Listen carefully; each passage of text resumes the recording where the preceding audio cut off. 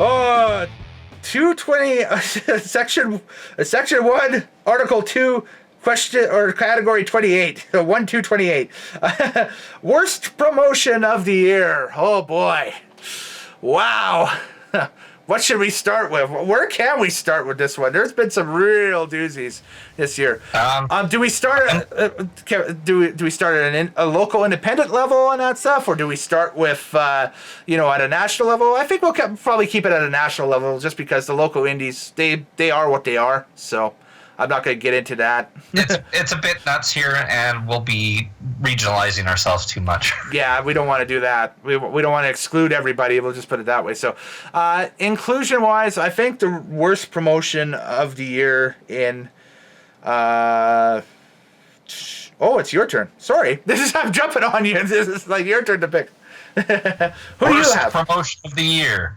From Philadelphia, Ring of Honor. I will have to agree with that. Man. From an organization that up until about probably 3 or 4 years ago, they were right number 2, a solid number 2 promotion right behind WWE for exposure.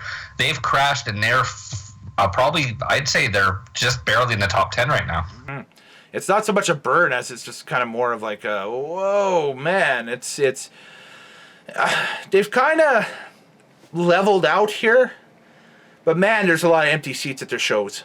Like, you look at some of the pictures online and that stuff, and we've discussed it on the channel. There's a very active comment section from our fall odds and sods of 2019 where we talked about Ring of Honor and its attendance woes and everything. That was back in September or October. I posted that video up. And since then, that's one of the most highly commented videos that we have on the channel, is people talking about that.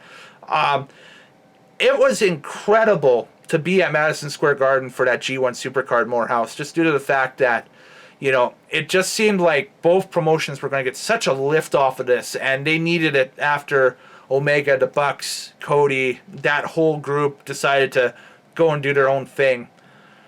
And then it just seemed like after that, everything just hit a brick wall with Ring of Honor. It was incredible.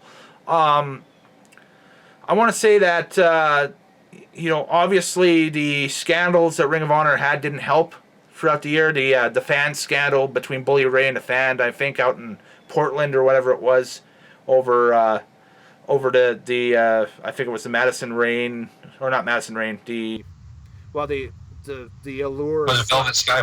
Velvet Sky, that's what it was. Yeah, the Velvet Sky fan interaction or whatever. Was one thing. There was the Kelly Klein pay concerns. And in her subsequent, I guess, firing from the company over that. Joey Mercury's tirade. Over stuff, you name it. And don't forget, they also destroyed their relationship with CMLL. Yeah, CMLL's relationship was kind of turfed. The NWA relationship looks like it's kind of patched up a little bit because of Skrull going over to work NWA, and then as we recorded last night, Aldous showed up at a Ring of Honor Club live stream show in Atlanta, and... But then their New Japan relationship's dying too. Yeah, that's true too. That's it. So I didn't even see at Wrestle Kingdom where they do the whole rundown of the cards. I didn't even see a show for Honor Rising this year, the 2-night Ring of Honor New Japan thing where they'd have the Ring of Honor people come in and work with the the New Japan people, right? So it's there's no Honor Rising this year. Juice quit doing the indie dates for Ring of Honor because he just he hated working with Ring of Honor. I heard that. I think maybe part of it might have been the way that the matches were perceived at the Garden, where the New Japan Pro Wrestling matches looked like that they were like a step and a cut above the Ring of Honor matches on the card. Don't forget you brought in Enzo and Cass. Bringing in Enzo and Cass during a big IWGP or Ring of Honor, I think both titles were on the line in that one. I have to go back and rewatch it. It was a title unification match. Yeah. With Gorillas of Destiny coming out on top and that stuff, and bringing in a team that Tama has said publicly on Twitter in the past that he would have zero interest in working with as, you know, kind of a run-in team. That stuff. And then they get potatoed by the Briscoes in the first 15 seconds of their run. And never show up again. Yeah, never show up again, yeah. Arrive, get beat up, and leave. You know, which makes me think that they're probably AEW bound at some point in 2020. We'll probably see Enzo and Cass over in AEW, but we'll see. I don't know. But Moorhouse is just shaking his head. That's no, don't need it. But yeah, no, Ring of Honor, man.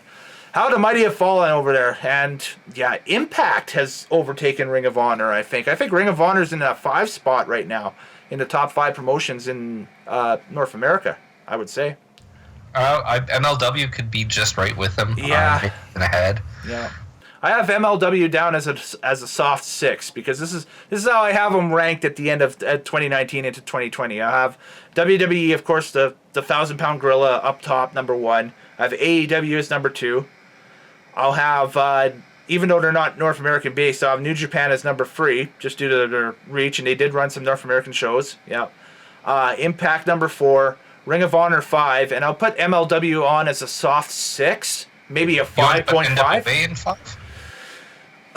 Man, yeah, that's another one too. I might have to put NWA tied with Ring of Honor now at this point. That's a good point. So you know that's the thing. I think NWA has done a lot too to you know, really solidify their brand like we had just discussed. So that's what I got. But yeah, we're in agreement here. Ring of Honor, worst promotion of the year.